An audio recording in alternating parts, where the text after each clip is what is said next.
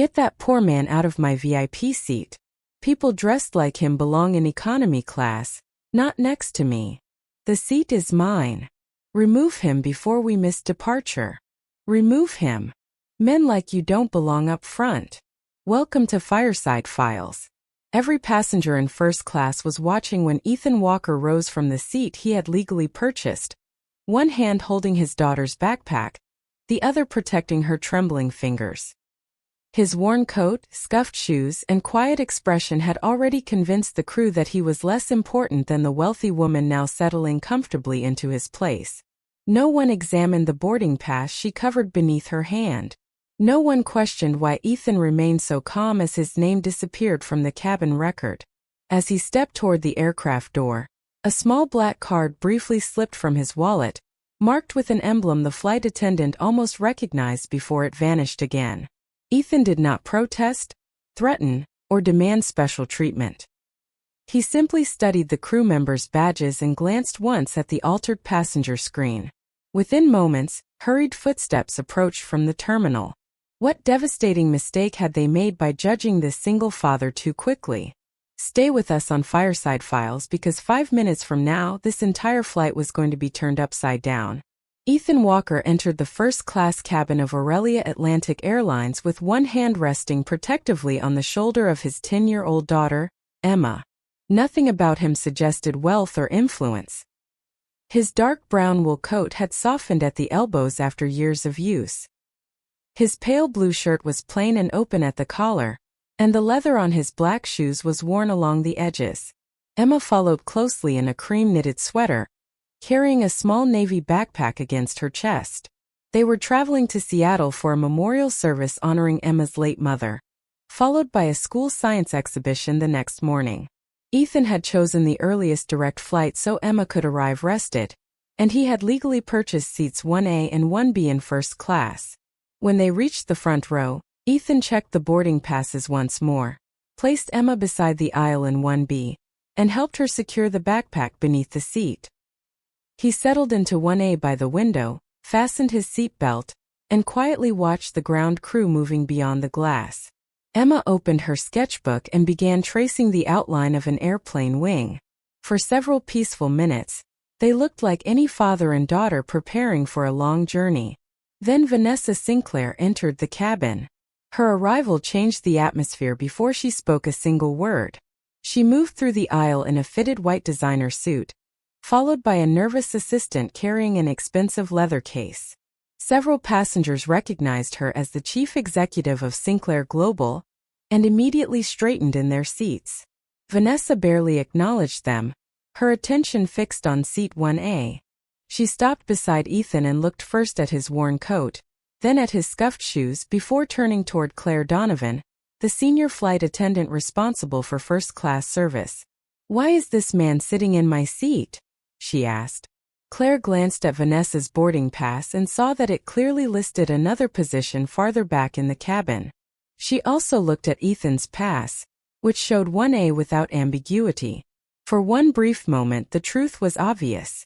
Then Claire noticed the Sinclair Global logo on Vanessa's assistant's documents and remembered the rumors of a valuable corporate travel agreement. Her professional smile tightened. "There may have been a system error," she said, despite knowing there had not been one. Ethan held out his boarding pass. "Emma and I were assigned these seats when the reservation was confirmed." Vanessa did not take the pass. She looked at Ethan as though his explanation itself were offensive. "People can print anything at home," she said. "I requested the front seat weeks ago." Ethan remained calm. "Your request does not change the ticket I purchased." Emma stopped drawing and looked up. Claire's expression hardened, not because Ethan had raised his voice, but because he had contradicted a powerful passenger in front of witnesses. She asked him to step into the aisle so the matter could be resolved without delaying boarding. Ethan refused to leave Emma alone and requested that Claire verify the reservation through the central system. Claire tapped rapidly on her tablet, then angled the screen away from him. Instead of confirming the existing assignment, she announced that the airline needed 1A for an operational accommodation. She offered Ethan a seat in economy near the rear of the aircraft. When he asked about Emma, Claire said the child could remain in 1B while he sat separately, or both could accept whatever seats became available after boarding ended. Emma's fingers tightened around the edge of her sketchbook. Ethan's voice stayed even, but his eyes sharpened. You are proposing to separate a 10-year-old child from her only parent, because another passenger prefers our seat. Claire lowered her voice and warned him not to make the situation more difficult.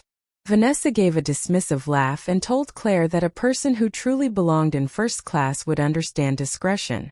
Several passengers turned toward them.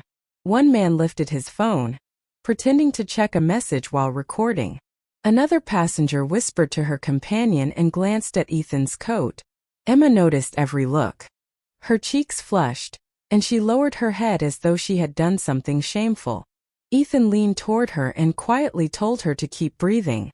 Claire called Robert Kane, the terminal manager, claiming an uncooperative passenger was obstructing departure. Robert arrived within minutes, already irritated by the possibility of a delay. Claire spoke to him first, describing Vanessa as a priority corporate client and Ethan as a passenger refusing a necessary reassignment.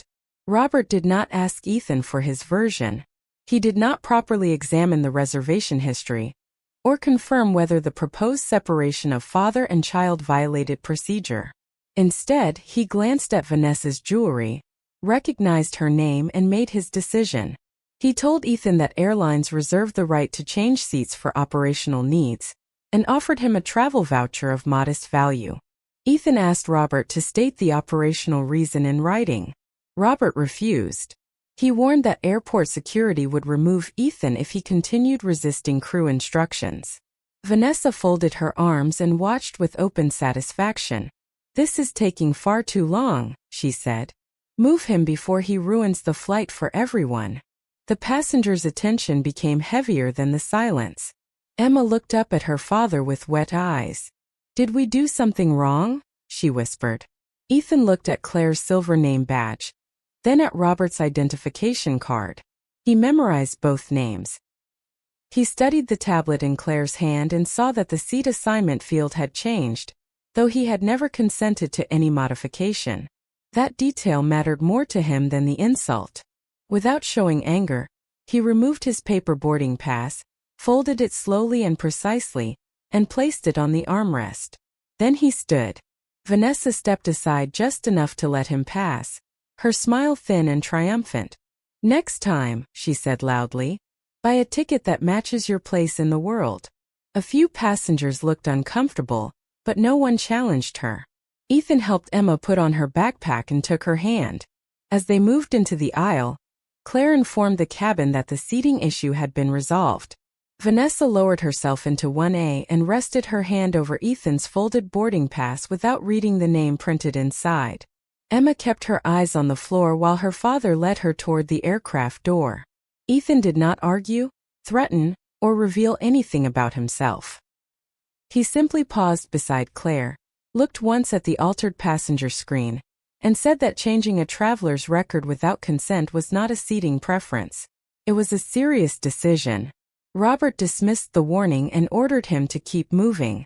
Ethan obeyed, guiding Emma away from the cabin, while the passengers watched the plainly dressed single father leave the seat he had legally purchased. Behind them, Vanessa settled comfortably against the headrest, convinced that the aircraft had finally been restored to the order she believed wealth entitled her to command. Ethan and Emma were not taken back into the terminal. Instead, Robert Kane instructed a gate employee to keep them inside the jet bridge, while the crew searched for 2 available seats in economy. The aircraft door remained open behind them, and the low mechanical hum of the cabin mixed with the sounds of luggage being shifted overhead. Emma stood close to her father with both hands gripping the straps of her navy backpack. Her face was still red from humiliation, and she avoided looking through the doorway where Vanessa now occupied the window seat that had belonged to Ethan. A gate employee repeatedly checked a handheld device, then quietly told Robert that the remaining economy seats were scattered throughout the cabin. Robert ordered her to keep searching. He seemed more concerned about avoiding another confrontation with Vanessa than about keeping a child beside her father. Ethan remained still near the wall of the jet bridge, watching the employee navigate through different screens.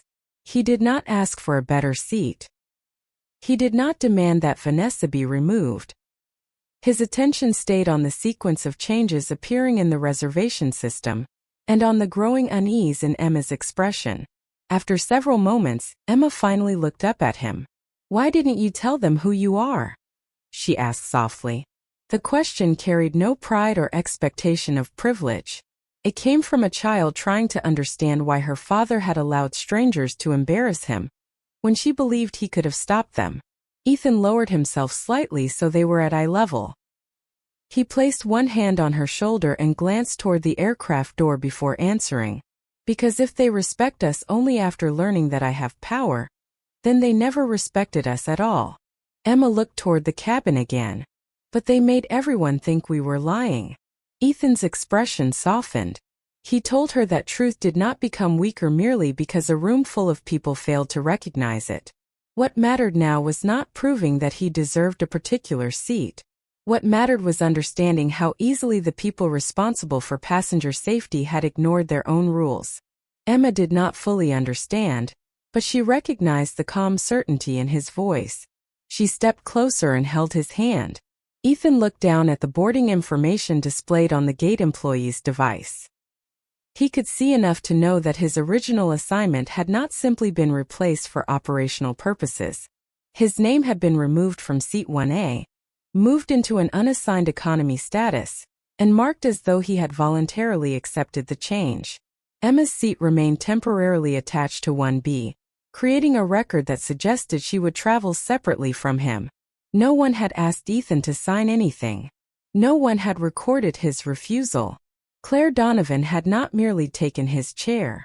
She had altered the official passenger record to make her action appear legitimate. Ethan asked the employee whether the update had been processed as a voluntary change. She hesitated and looked at Robert. Robert immediately stepped between Ethan and the screen. He said the internal system was none of Ethan's concern, and repeated that the crew was working to accommodate them. Ethan asked who had authorized the change. Robert said Claire had made the adjustment, and that he had approved it as terminal manager. Ethan asked whether either of them had documented the reason for separating a minor child from her only parent. Robert's jaw tightened.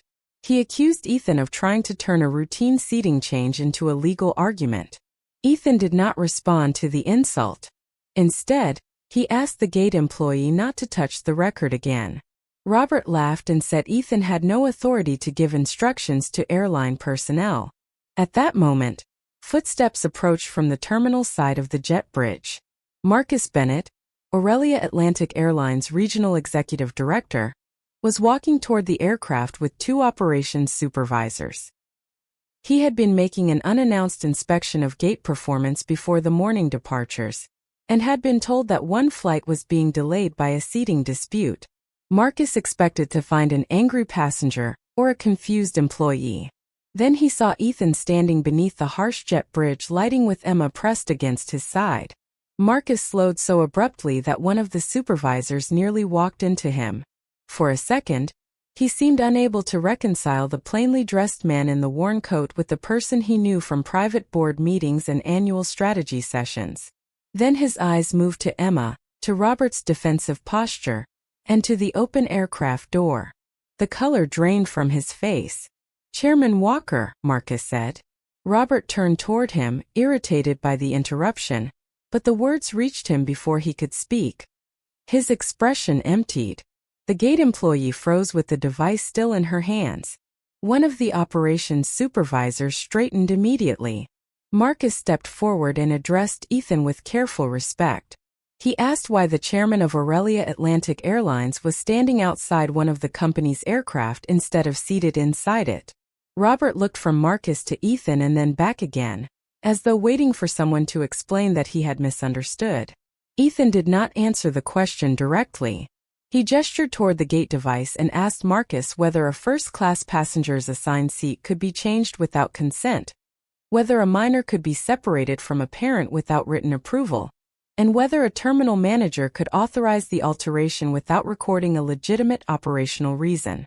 Marcus's eyes shifted toward Robert. Robert opened his mouth but produced no explanation. Ethan asked whether the original passenger data could still be recovered. Marcus said every change would have been timestamped and attached to the employee account that made it. Ethan then asked whether the aircraft could legally depart, while the passenger list contained an unauthorized modification. Marcus did not answer immediately. He already knew the implication. Robert finally found his voice and attempted to step closer. He said the situation had been a misunderstanding caused by pressure to keep the flight on schedule. He insisted that Ethan and Emma were about to be reseated, and that there was no need to escalate the matter. Ethan looked at him without anger. "I am not asking for my seat back," he said. Robert seemed confused. Ethan continued questioning the process. He asked whether Claire had verified Vanessa's assignment before moving him, whether Robert had reviewed the reservation history before approving the change, and whether either of them had confirmed that the revised cabin record matched the people physically occupying the seats. Robert admitted that he had relied on Claire's summary. Marcus looked toward the aircraft door, and the seriousness of the problem became visible in his expression. Ethan told him to lock the reservation data immediately, preserve every version of the passenger manifest, and prevent anyone from making further changes. He ordered the flight suspended until the entire record could be reviewed. He also instructed Marcus to contact Rachel Monroe, the airline's director of legal affairs and compliance, and bring her to the gate before any passenger was allowed to depart. Robert stared at Ethan as though the request were an act of personal revenge. He reminded Marcus that a suspension would create delays, missed connections, and significant cost. Ethan answered that an unreliable passenger record was more serious than an inconvenient schedule. Marcus immediately took out his phone and began issuing instructions. One supervisor returned toward the terminal to notify operations control. The other moved to the gate desk and ordered the aircraft release status changed. Robert stood motionless, listening as the flight he had tried to protect from delay was officially placed on hold. If you're enjoying this story, hit subscribe to Fireside Files, because what happens next to Vanessa, Claire, and Robert is the moment this whole flight gets turned inside out. Inside the cabin, Claire received a call through the interphone. Her face tightened as she listened. She looked toward Vanessa, who was already impatiently checking her watch. Claire informed the captain that ground operations had suspended departure pending a passenger verification review. The announcement spread confusion through the cabin. Passengers who had watched Ethan being removed assumed the problem had ended. Now the aircraft door remained open. Ground personnel began gathering at the entrance, and no one could explain why the boarding system had suddenly been locked.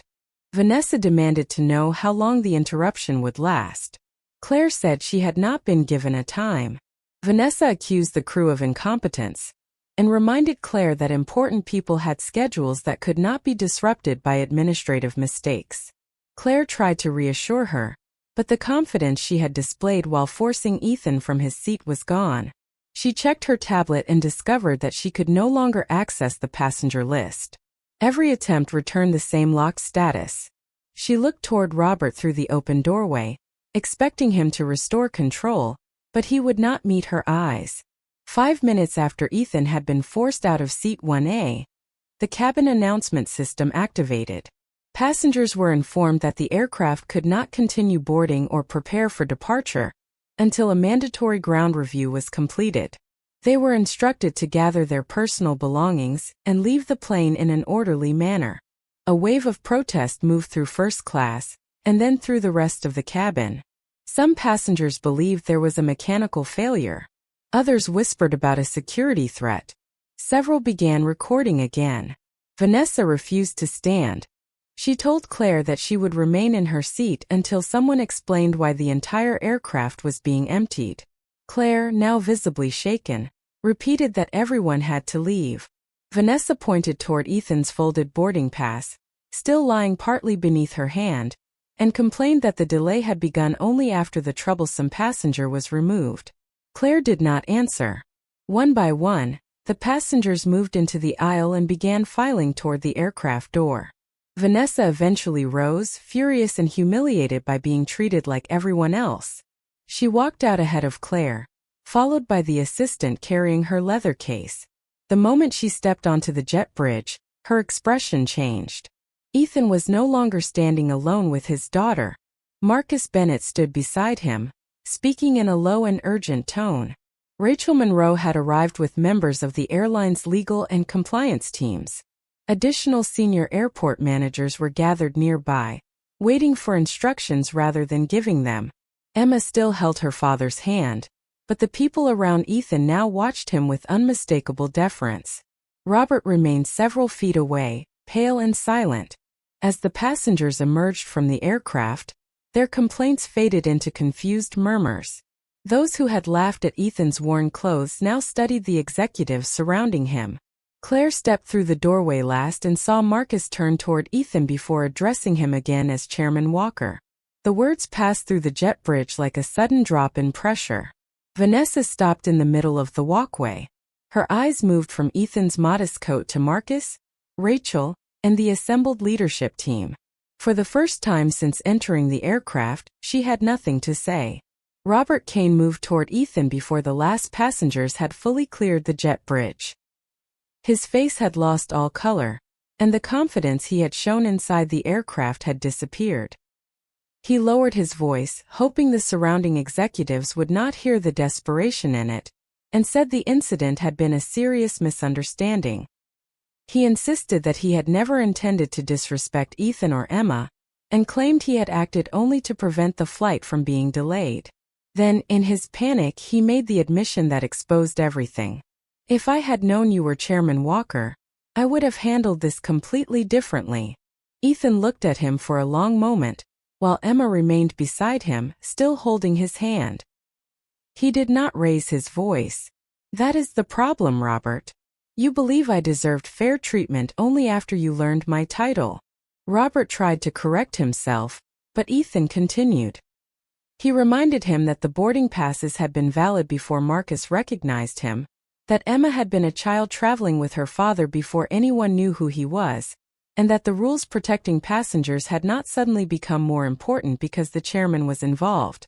Robert said he had trusted Claire's explanation, and believed the seat had to be reassigned for operational reasons. Ethan asked what operational reason required moving a paying passenger from seat 1A to an unassigned economy position, while placing another passenger in the seat without reviewing her ticket. Robert could not answer. He glanced toward Vanessa as if hoping she might defend him, but Vanessa stood with her arms folded, her expression shifting between anger and disbelief. Ethan turned to the gathered passengers and made it clear that the flight had not been stopped because his pride had been wounded. He said the aircraft had been suspended because the official passenger record had been altered without authorization. A seat assignment connected a person's identity to the location recorded for the flight. When that information was changed falsely, the company could no longer trust that the cabin record matched the people actually seated on board. The mistake was not a private insult that could be erased with an apology or a free ticket. It was a failure of procedure, accountability, and safety.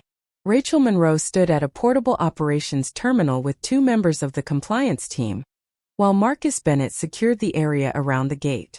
She requested the original reservation file, the current manifest, the employee access history, and every modification made during boarding. Because Ethan had ordered the data locked quickly, the system preserved the sequence of changes.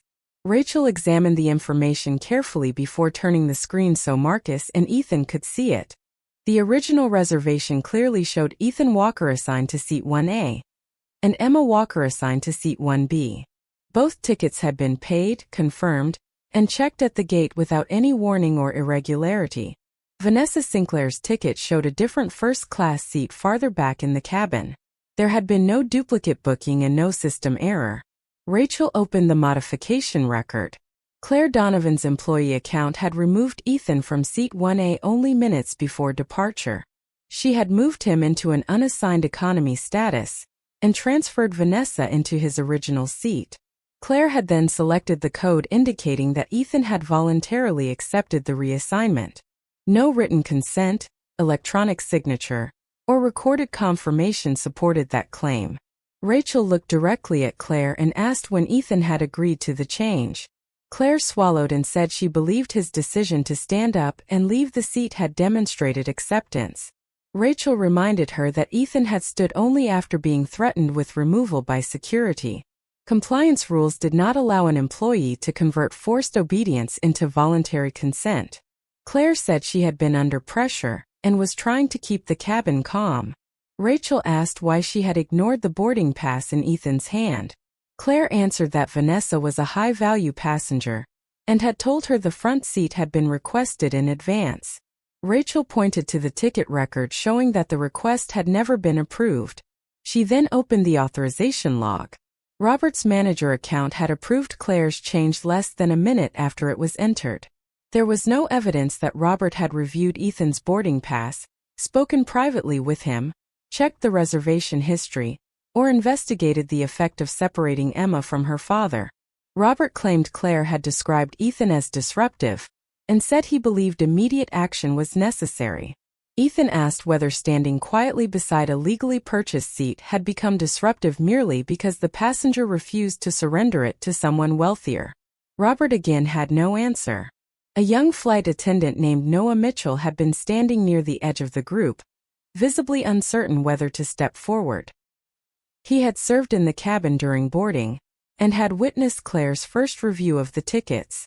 When Rachel asked whether any crew member had seen the seat map before the alteration, Noah raised his hand. Claire turned sharply toward him, but Marcus told him to speak freely. Noah took out his phone and explained that he had photographed the original seating chart because the cabin tablet briefly stopped responding during boarding. He had intended to use the image only to verify meal requests and passenger names if the system failed again.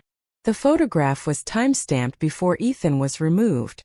It showed Ethan in 1A, Emma in 1B, and Vanessa in her assigned seat. Noah also showed a second image, taken after Claire changed the record. The difference was undeniable. Rachel asked whether he had heard any discussion between Vanessa and Claire before the change. Noah hesitated, then admitted that Vanessa had complained about her seat near the galley and told Claire that Sinclair Global would soon be selecting an airline for a major corporate travel agreement. Vanessa had suggested that employees who understood the needs of important clients were often remembered when executive recommendations were made. Claire looked down. Noah said Claire's attitude toward Ethan changed immediately after that conversation.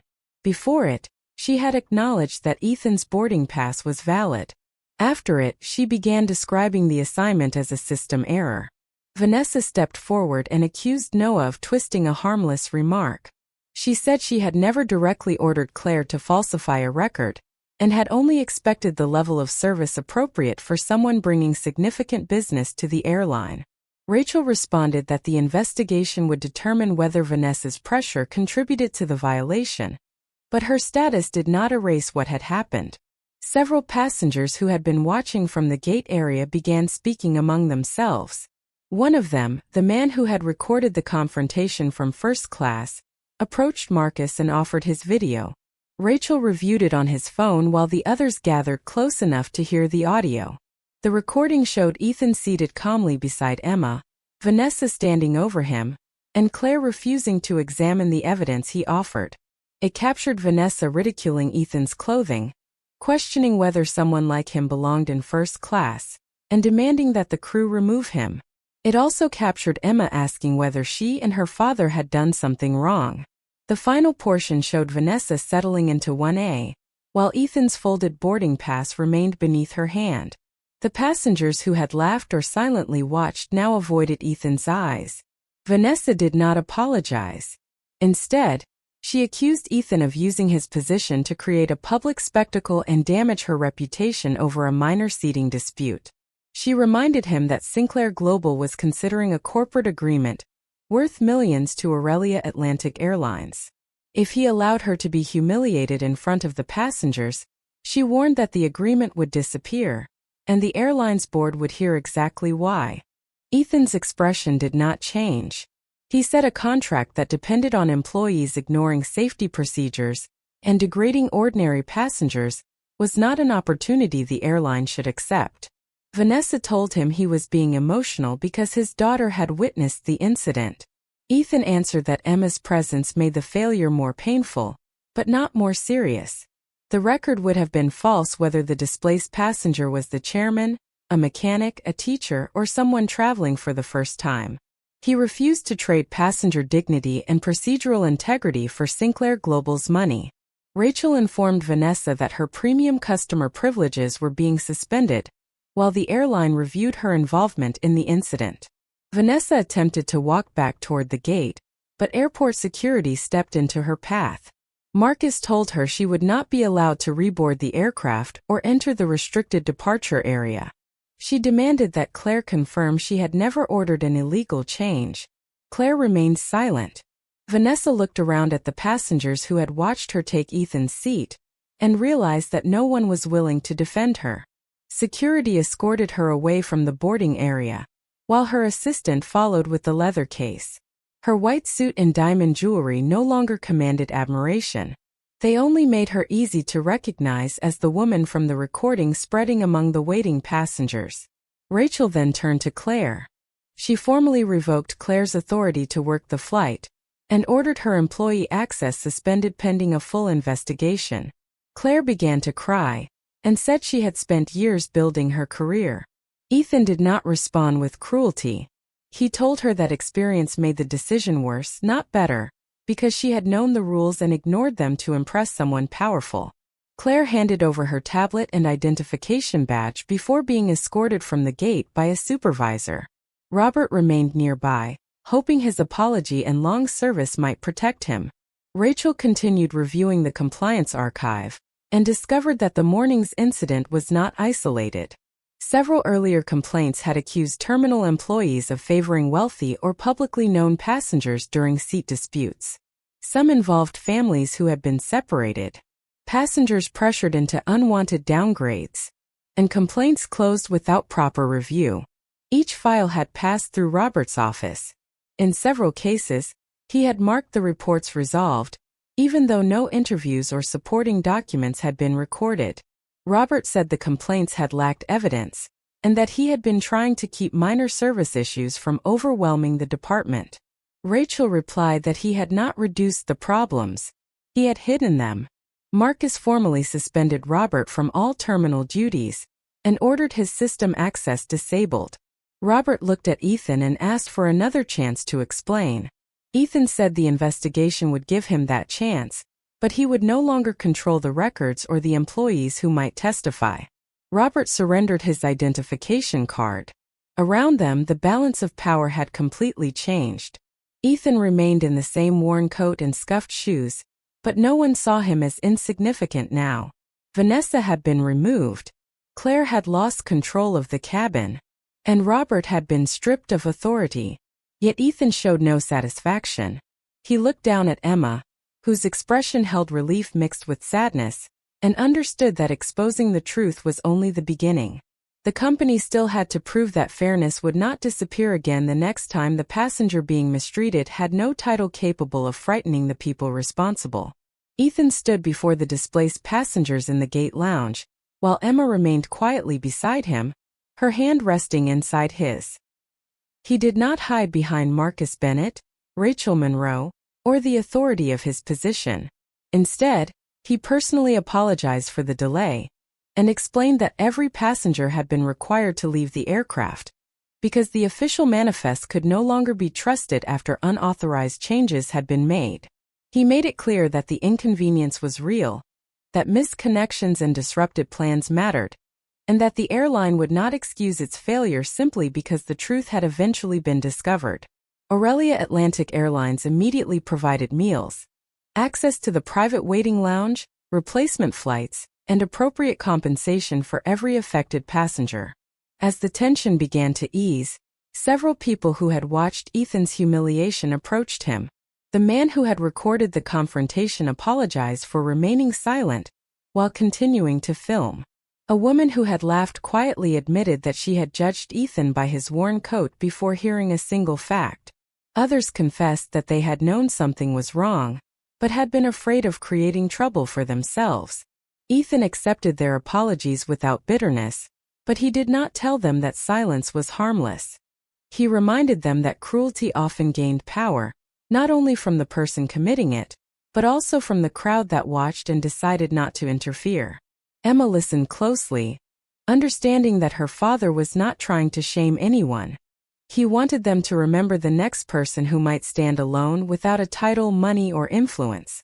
The internal investigation moved quickly, because the records had been preserved. Robert was dismissed for approving false passenger information, suppressing earlier complaints, and using his authority to favor people he considered important. Claire's employment was terminated because she had reassigned Ethan's seat without consent, falsely marked the change as voluntary, and risked separating a child from her parent. Noah, however, was formally recognized for preserving the original seating evidence, and for speaking truthfully when doing so could have damaged his career. Ethan recommended him for the airline's leadership training program, explaining that courage and integrity were more valuable than obedience without judgment. Before leaving the terminal, Ethan approved immediate reforms across Aurelia Atlantic Airlines. No employee could remove a passenger from a confirmed seat merely to satisfy someone wealthy, famous, or commercially valuable. Any seating change involving a child required clear approval from the child's guardian. Complaints involving discrimination would be transferred to an independent department, rather than handled by local managers who might benefit from hiding them. Employees were given the right to refuse instructions that violated procedure without fear of punishment. And senior executives would be required to travel anonymously at regular intervals, so they could experience the service that ordinary passengers actually received. When the replacement aircraft was ready, Marcus arranged for Ethan and Emma to receive seats 1A and 1B again. Before boarding, Ethan noticed a tired mother supporting a young son whose leg was injured. The boy struggled to move through the crowd and looked exhausted by the delay. Ethan quietly handed their first-class seats to them. Marcus offered to arrange another premium section, but Ethan declined. He and Emma boarded with the remaining passengers, and chose 2 ordinary seats farther back in the cabin. Once they were settled, Emma asked why he had given away the seats, after fighting so hard to prove they were theirs. Ethan explained that he had never fought for the comfort of a chair. He had fought because the rules had been broken, and because people had been treated as though dignity depended on wealth. Justice did not mean taking back everything that had been stolen from them. It meant making certain the same thing could not be done to someone else. Emma looked toward the front of the aircraft, where the injured boy was now resting beside his mother, then leaned against Ethan's shoulder. As the plane lifted toward Seattle, the events of the morning no longer felt like a story about a powerful chairman revealing himself. They became a lesson about the kind of power that truly mattered. Real authority was not the ability to remove someone from a seat, silence an employee, or demand obedience. It was the responsibility to stand beside those who could not protect themselves, and to change the system so they would never have to stand alone. Thanks for watching this story here on Fireside Files. If it moved you, subscribe for more.